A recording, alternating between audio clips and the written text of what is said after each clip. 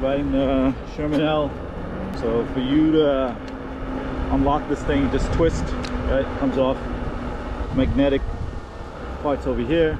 Just stick it on, right? And that's it. And it's pretty secure. I mean, I haven't crashed with this thing, but it's very tight. And right now it's recording as well, so you'll probably see the footage. I'll put it up, and you know, anytime you want it, just twist, extend, put back.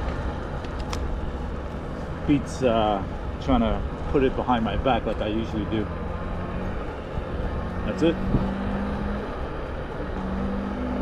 You'll probably end up buying it because if you're like me, I had no alternative for a holster for this Insta360 if you want to just shoot really quick, especially riding the uni.